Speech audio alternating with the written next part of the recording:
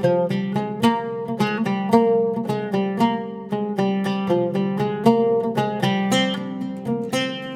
இன்னைக்கு ஆரோக்கியமான ராகி அல்வா எப்படி செய்கிறதுன்னு பார்க்க போகிறோம். ரொம்பவே டேஸ்டியாக இருக்கும். வாயில் வச்சதும் அப்படியே கரைஞ்சி போயிடும். அல்வா பிடிக்காதவங்களே இருக்க முடியாது. ஸோ கண்டிப்பாக நீங்கள் வீட்டில் ட்ரை பண்ணி பாருங்கள். ஹாய் ஃப்ரெண்ட்ஸ், வணக்கம். என் பேர் Abhi. Welcome to Indian recipes Tamil. வீடியோக்குள்ளே போகிறதுக்கு முன்னாடி நம்ம சேனல் இந்தியன் ரெசிபீஸ் தமிழை சப்ஸ்கிரைப் பண்ணிக்கோங்க. கூடவே இருக்க பெல் சிம்பலையும் கிளிக் பண்ணிக்கோங்க.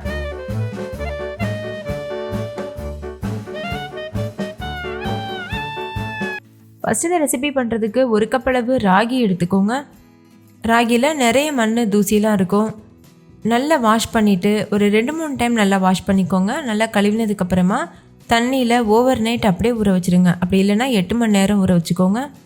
நான் ஏற்கனவே ராகியை ஊற வச்சுருக்கேன். பாருங்கள், இது 8 மணி நேரம் நல்லா ஊறியிருக்கு. இந்த அளவுக்கு ஊறினா தான் நம்ம அரைச்சி பால் எடுக்கும்போது ஈஸியாக வரும். முக்கியமாக ராகியை நல்லா க்ளீன் பண்ணிட்டு தான் ஊற வைக்கணும். இப்போ இதை தண்ணியெல்லாம் வடிச்சிட்டு ஒரு மிக்ஸி ஜாருக்கு சேர்த்துக்கோங்க. குறைவாக செய்கிறீங்கன்னா ஒரே டைமில் அரைச்சிடலாம். நிறைய ராகி ஊற வச்சுருக்கீங்கன்னா கொஞ்சம் கொஞ்சமாக சேர்த்து அரைச்சிக்கோங்க. இப்போ இது முங்குற அளவு தண்ணி சேர்த்து ஃபைன் பேஸ்ட்டாக அரைச்சி எடுத்துக்கோங்க. இப்போ இதை நம்ம வடிகட்டிட்டு பால் எடுக்க போகிறோம். அதுக்கு இந்த மாதிரி ஒரு தின்னான கிளாத் எடுத்துக்கோங்க. அப்போ தான் நம்மளுக்கு ஈஸியாக வடிகட்ட முடியும்.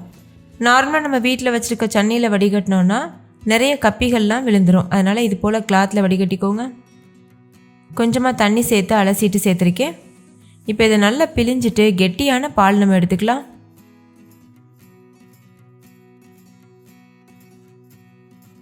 நல்லா பிழிஞ்சதுக்கு அப்புறமா இது போல் சக்கை கிடைக்கும். இதை மறுபடிக்கும் மிக்ஸி ஜாரில் சேர்த்துட்டு கொஞ்சமாக தண்ணி சேர்த்து ஃபைன் பேஸ்ட்டாக அரைச்சி எடுத்துக்கோங்க. இதிலிருந்தும் நம்மளுக்கு நிறைய பால் கிடைக்கும். இது முங்குற அளவுக்கு தண்ணி சேர்த்துக்கோங்க. சேர்த்துட்டு இதை நல்லா அரைச்சிக்கலாம். அரைச்சிட்டு மறுபடிக்கும் அதே துணியில் சேர்த்து பிழிஞ்சு விட்டுட்டு மறுபடிக்கும் நம்ம பால் எடுத்துக்கலாம். மொத்தமாக நான் 2 கப் அளவுக்கு தண்ணி சேர்த்துட்டு பால் எடுத்திருக்கேன். அடுத்து ஒரு பாத்திரத்தில் 1 கப் அளவு தண்ணி எடுத்துக்கோங்க. அதில் கடைசியாக மீந்த சக்கை இருக்குல்ல, அதை துணியோடவே இந்த மாதிரி உள்ளே வச்சுட்டு லேசாக இது போல் அலசி விட்டுருங்க. அப்போ நிறைய நம்மளுக்கு பால் கிடைக்கும். இதை மறுபடிக்கும் நம்ம மிக்ஸி ஜாரில் போட்டு நம்ம அரைக்க தேவையில்லை. 2 டைம் அரைச்சாவே போதும். இப்போ இந்த அளவுக்கு இதிலேருந்து பால் எல்லாத்தையும் எடுத்ததுக்கப்புறமா இந்த சக்கை நம்மளுக்கு தேவைப்படாது. அதை நம்ம தூக்கி போட்டுடலாம். இப்போ ஒரு கடாயில் நம்ம எடுத்து வச்சுருக்க எல்லா பாலையுமே இது போல் வடிகட்டிட்டு சேர்த்துக்கோங்க. அதாவது ஃபஸ்ட் எடுத்த கெட்டியான பால், 2வது நம்ம தண்ணியில் போட்டு அலசினோம்ல அந்த தண்ணியான பால், இது 2த்தையுமே வடிகட்டி சேர்த்துக்கோங்க. அப்போ மொத்தமாக நம்ம பால் எடுக்கிறதுக்கு 3 கப் அளவுக்கு தண்ணி சேர்த்துருக்கோம். இந்த மாதிரி வடிகட்டி சேர்த்ததுக்கப்புறமா இது கூடவே 3/4 கப் அளவுக்கு தேங்காய் பால் சேர்த்துக்கோங்க. கெட்டியான தேங்காய் பால் சேர்க்குறேன். அதாவது ஒரு பாதி தேங்காவை மிக்சியில் போட்டு தேவையான அளவு தண்ணி சேர்த்து அரைச்சி பிழிஞ்சு பால் எடுத்து சேர்த்துக்கோங்க. 1 கப் அளவுக்கு நாட்டு சக்கரை சேர்த்துக்கோங்க. நீங்கள் நாட்டு சக்கரைக்கு பதிலாக வெல்லம், கருப்பட்டி இதெல்லாம் கூட யூஸ் பண்ணலாம். சேர்த்துட்டு ஸ்டவ்வை ஹை ஃப்ளேமில் வச்சு இது போல் கலந்துகிட்டே இருங்க. நல்ல கெட்டியான அல்வா பக்குவத்துக்கு வரும். அது வரைக்கும் மிக்ஸ் பண்ணிக்கோங்க. நம்ம இதில் ஃபுட் கலர் எதுவும் சேர்க்க தேவையில்லை.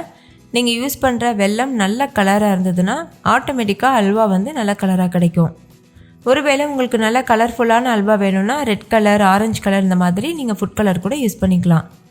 அதே போல் உங்களுக்கு நல்ல ஏலக்காய் ஃப்ளேவர் பிடிக்கும்னா 1 டீஸ்பூன் ஏலக்காய் தூள் சேர்த்துக்கோங்க. நான் ஏலக்காய் தூள் எதுவும் சேர்க்கலை.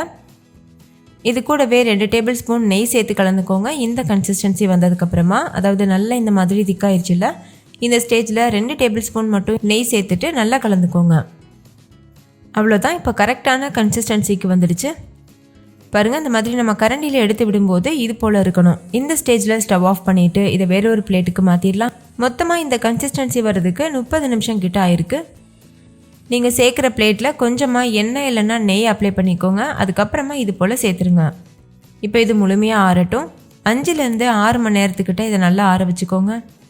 நல்லா லெவல் பண்ணிவிட்டு அதுக்கப்புறமா ஆற வச்சுக்கோங்க. இப்போ பாருங்கள், முழுமையாக ஆறி இருக்குது. இந்த ஸ்டேஜில் உங்களுக்கு விருப்பமான ஷேப்புக்கு நீங்கள் கட் பண்ணிவிட்டு சர்வ் பண்ணலாம். நான் ஸ்கொயர் ஷேப்பில் கட் பண்ண போகிறேன். நீங்களே பாருங்கள், கத்தி எவ்வளோ சாஃப்டாக உள்ளே இறங்குது. வாயில் வச்சதும் இந்த அல்வா கரைஞ்சி போயிடும். அவ்வளோ சாஃப்டாக சுவையாக இருக்கும். ஸோ கண்டிப்பாக ட்ரை பண்ணி பாருங்கள். அவ்வளோதான். ரொம்ப ரொம்ப டேஸ்டியான சத்தான ராகி அல்வா சூப்பராக தயாராகிடுச்சு. இதை நீங்கள் வீட்டில் தான் பண்ணிங்கன்னு கூட யாரும் நம்ப மாட்டாங்க. ஏன்னா இதோட டேஸ்ட் அந்த அளவுக்கு சூப்பராக இருக்கும். பார்க்குறதுக்கு மட்டும் இல்லை, சாப்பிட்றதுக்கும் ரொம்பவே டேஸ்டியாக இருந்தது. ஸோ கண்டிப்பாக ட்ரை பண்ணி பாருங்கள். ஓகே ஃப்ரெண்ட்ஸ், இந்த அல்வா உங்களுக்கு ரொம்ப பிடிச்சிருந்துச்சுல, பிடிச்சிருந்தா லைக் பண்ணுங்கள், ஷேர் பண்ணுங்கள், கமெண்ட் பண்ணுங்கள். தேங்க்யூ.